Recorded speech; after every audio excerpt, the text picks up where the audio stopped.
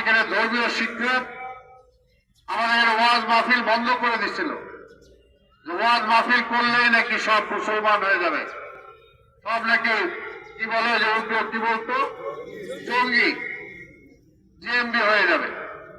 কিন্তু ওয়াজ মাহফিল যখন হয়, হুজুররা যখন বয়ান করেন যে আল্লাহর রাস্তায় মিথ্যা কথা বলেন না, পাপ করেন না, অন্যায় করেন না, যদি করেন তাহলে পরকাল তো আছে, কবরে যাওয়ার সাথে সাথে আপনার বিচার শুরু হয়ে যাবে।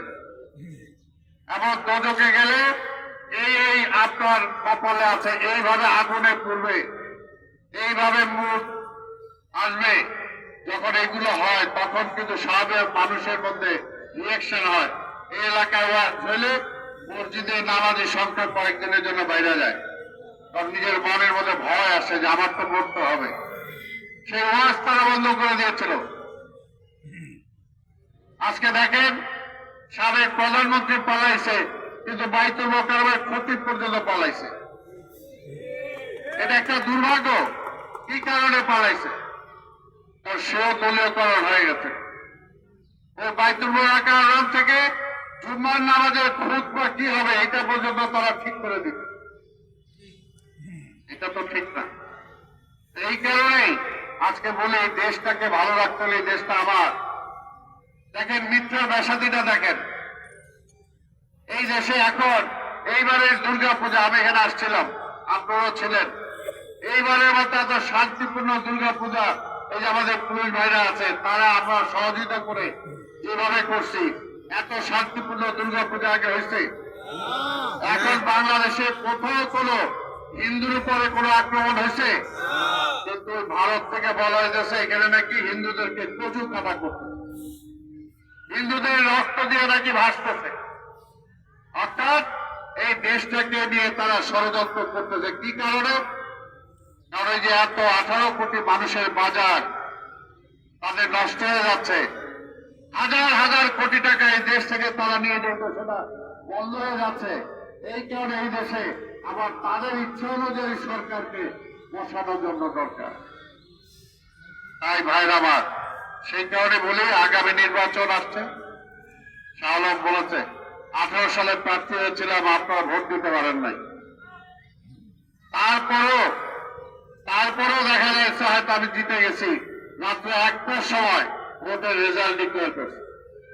ইভিএম এর মেশিনের মাধ্যমে ভোট হলে 7টা 8টার মধ্যে ভোট দিয়ে দেওয়ার কথা, এত সময় লাগবে কেন? ওই যে রেজাল্ট পাল্টাইছে। এইবার আমরা আগের থেকে বলতেছি আপনারা সবাই সচেতন হন, ভোট সেন্টারে যাইতে হবে। ইনশাআল্লাহ আল্লাহর দোয়া ইচ্ছা থাকলে এখান থেকে আমি প্রার্থী হব। ধানের শীষে আপনাদের সবাই সমর্থন আমি চাই।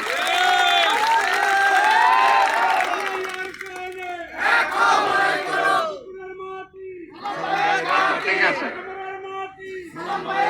আমরা চাই।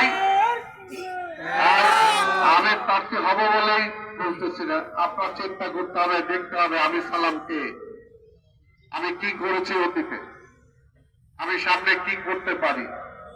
আর মানুষ মাত্রই, আপনি যদি একটা খারাপ মানুষকে একটা চেয়ারে বসান, সে বসে যাওয়ার পর আরো খারাপ হবে।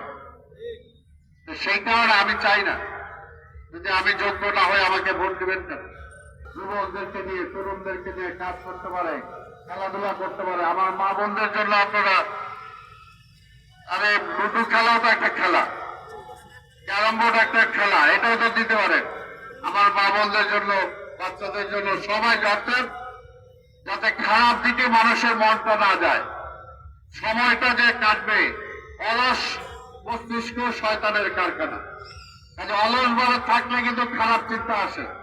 এই অলস সময় যাতে না থাকে, পড়াশোনা করবে, স্কুলে যাবে, কলেজে যাবে, ইউনিভার্সিটি যাবে, বাকি সময় খেলাধুলা করবে, অন্যদিকে যাওয়ার কোনো সুযোগ নেই।